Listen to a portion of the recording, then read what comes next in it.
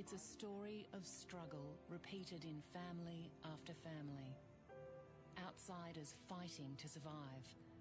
Fathers battling to feed their families. There were no jobs, and they were turned away from 100 houses before getting this one by saying that they had only 2 children. But now, owing $200 in rent, the family have been served with an eviction notice. In the mid-1970s and 1980s, Australia's model of immigrant settlement was a bit shonky. What you've got is a national ideology of multiculturalism. You don't yet have a well-developed network of things like migrant resource centres and all those sorts of things that become very much part of the story later on in the history of settlement. أول بيجي على بنشغل صعبة كرمال اللغة. الشغل كان صعب علينا شوي لأنه مشان اللغة ما نعرف نتفاهم نحن وياهم أبدا إلا بالأشارة تقريبا. وهي الحياة تعذبنا شوي.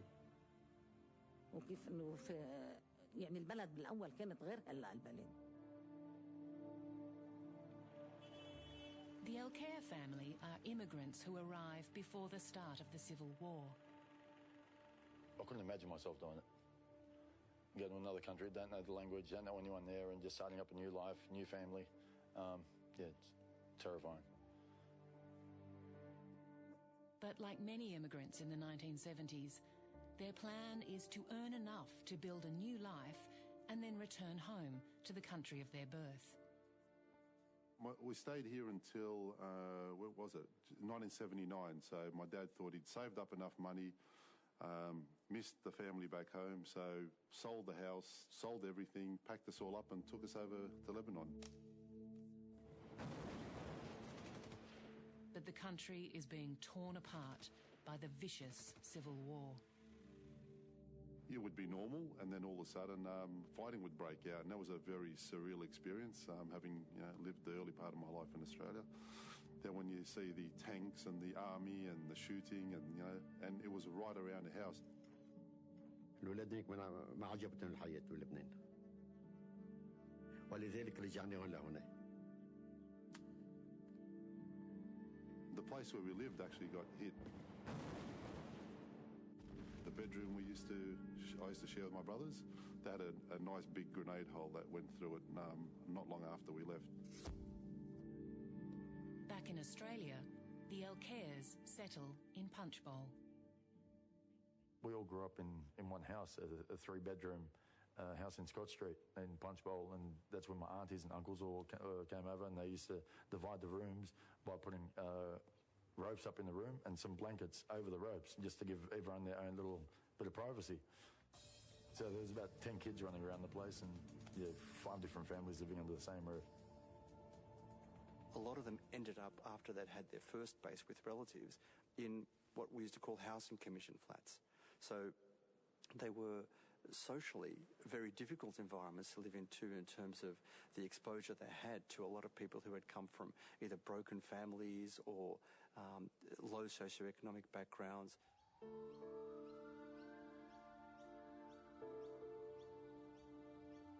The housing department offered us a flat in Kentucky Road in Riverwood. We ended in the street. Not much better than the street in Beirut during the war. When the Saleh family move in, the local community suffers from the effects of drug addiction and petty crime. It was very unsafe to raise a family. It was difficult for us with limited English back then. It was extremely difficult to allow your children to go downstairs and play in the park if you're not supervising them. And at times, you would be walking around and looking at needles. In the early 80s, Australia falls into deep recession. Unemployment hits 10%. The new arrivals suffer the highest rate of unemployment of any ethnic group. 1/3 don't find jobs, and those who do rely on menial labour. When my parents first arrived in Sydney, my mother and father worked in a cake shop. And they never used to see daylight, you know. It's to start in the morning, from 4 in the morning, and by the time they're home, the sun's down. It happened all, they kept going for 5-6 days a week. You know, never see daylight. The only time they ever saw daylight is if they came out of the factory for a cigarette or whatever. They worked very hard. George Basher's parents, Nadra and Buddy, land in Australia just before the first wave of refugees. All the wages, I remember this day, $35 a week, my wages. But if I work overtime, $45. I work hard to make my future because I know I have a kids, I have a deal, I want to make a future for them. But for thousands of the new Lebanese Australians, there's a barrier to their future in their new world. The assumption that people will learn English really quickly is absolutely false. And it fails over and over again, and the critical place it fails is for women. Because most women, if they're working outside the home, they're not working in environments where people speak anything other than Arabic. And there are very poor structures for teaching English to women at home. حطوا لي مرة جابوا لي مرة وخلت تعلمني إنجليزي الدولة لازم تتعلموا الإنجليزي صرت تجي هالمرة كل مثلا مرة بالجمعة بس من عدا ما هي تفهم علي ولا أنا أفهم تعلمت من مثلا من الطريق من التلفزيون من الهدى تعلمت شوي بس اللي تيجي تعلمني ما أخذت منها ولا كلمة. I put my name on in the governments to learn English. And no one came. I watch Skippy, I watch Dice Tomorrow Lives. I watch a lot of movies. Home and Away. I watch a few movies in the television. But all the time I watch Dice Tomorrow Life because every day she put this movie. Nearly 40 years I watch it. I keep watching it now. Struggling to communicate and to fit in, many Lebanese become targets of abuse. When I got a shower, I have a bath, and they call me Lebanese dirty bastard. What do you think when somebody calls you that? I don't like it. What do you do about it? I can't do much about it. He's my boss. لأنه اللي بيقول لك ووق بيكون هو ووق منه ابن البلد اللي بيقول لك ووق اللي بيكون هو جاي ووق بيقول لك أنت ووق لأنه بيعرف. And the abuse continues to this day. And some lady came to me and she said to me, you walk. And I tell her, listen, don't tell me walk. I'm Aussie. I'm Aussie before you. How old are you? You're 20 years, 25 years. I've been here 44 years. I've been in Australia before you born. Next time, don't tell me that. Because I'm Aussie. Punchbowl and the suburbs of southwest Sydney are a safe haven for refugees escaping the horrors of war. But in the 1980s, many experienced racism, particularly during a time of high unemployment.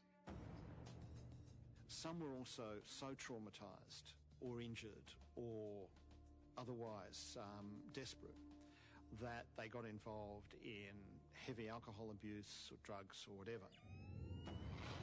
Within a generation, a small number of Australian-born Lebanese criminals will turn to the drug racket and draw media attention over their use of extreme violence. Many come from families traumatised by decades of violence in Lebanon. One cannot overstate the impact of the psychological and emotional trauma of coming fresh from a war zone. Many of them, including the children, were traumatised by horrific scenes. They had witnessed firsthand all the ugliness of war. They had seen death, they had seen decapitation, they had seen bombing, they had seen their homes and everything to do with their background uprooted. So that was psychologically and emotionally extremely traumatic. I saw 3 men, they had machine guns, and they started shooting at me, but they missed. The other army caught them and they cut their arms and their legs and their noses and their ears. And for those same children and the new generation of Australian-born Lebanese, a different kind of trauma, no less insidious, continues at school. I used to cop it every day. Whether I'd be playing handball with somebody, you know, Anglo-Australians would come in and they'll hit me and a friend and take over the courts. If I was eating my sandwich, they would grab the sandwich, which is a Lebanese bread roll, take it out of my hand and throw it or laugh at me. You know, called WOG a million times back in those days, you know. George Basher was born in Australia, but to other pupils, he's nothing more than an Arab outcast. I became very angry because I'm thinking now I'm trying my hardest here to be accepted as an Australian. No, I can't do anything about the black hair, about this skin. It's the way I was born. You grow hate, and you don't mean to grow hate, but you do. I would pick a fight with any Anglo-Australian that looked at me. I'll say, what are you looking at? The minute he opens his mouth, I used to be in there with punches. When I look back at it, I think I experienced a lot more racism than I recognised at the time. I just thought it was just part of growing up. As a teenager, Jihad Dib experiences extreme racism playing rugby league.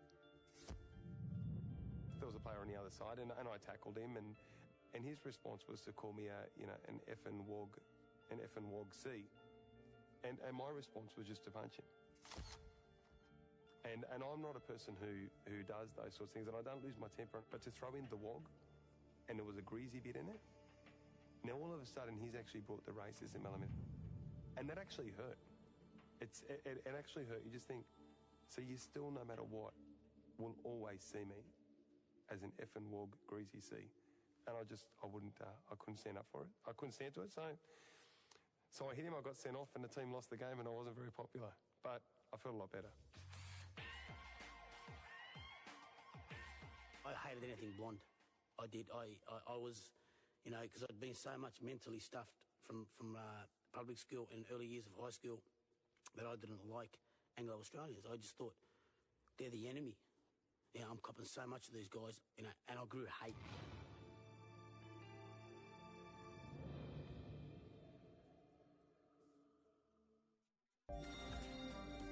Whether via the net, let me just be open and frank, or if you join us on set. Just that one moment and somebody tells you no. This is a dialogue. Everyone has a voice. Congress can pass a law overriding the Organic Act, which is in fact the law that gives us our U.S. citizenship. Join the global conversation at this time on Al Jazeera. The latest news as it breaks. This attack has plunged dozens of families into grief, a city into shock. Presumably, it was intended to turn communities against each other. With detailed coverage. This was the shortest leg of Trump's Middle Eastern tour. The meeting with Mahmoud Abbas lasted little over an hour. From around the world. Yet another landslide, as you can see behind me, this one in Atvaltota. The sheer scale and number of landslides like this has stretched authorities to the max. On different sides of a civil war they never wanted to fight in. I joined the party just because it was the closest one to my house. You might even die for it without understanding a thing. But united now on the roads of Lebanon. On a motorcycle, we see things without a frame. The world is open. I love it so much. Fighters to bikers on Al Jazeera World at this time.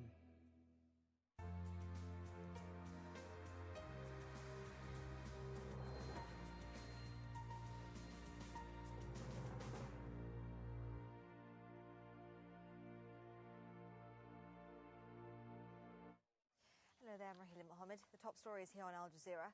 Qatar's foreign minister is urging talks as a way to end a diplomatic crisis after 5 neighbours cut diplomatic ties with Doha and closed the only land border. We expressed our regrets and surprise over the escalations against Qatar.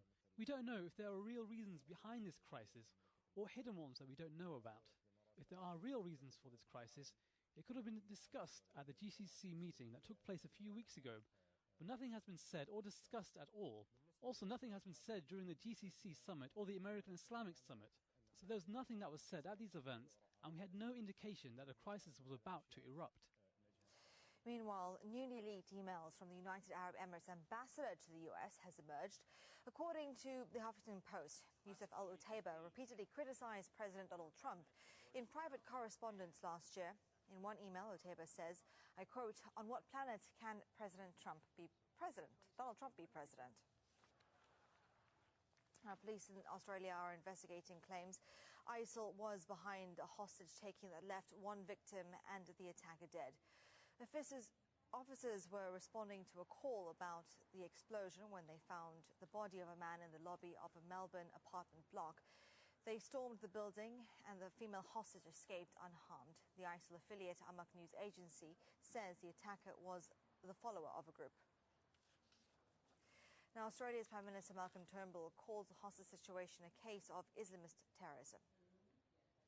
This terrorist attack by a known criminal, a man who was only recently released on parole, is a shocking, cowardly crime. It is a terrorist attack, and it underlines the need for us to be constantly vigilant, never to be deterred, always defiant in the face of Islamist terrorism. Police have released the identities of two of the London Bridge attackers. Khurram Shahzad and Rashid Redwan are both from East London, and one of them was known to police. Now it's back to Once Upon a Time in Punchbowl. Bye-bye.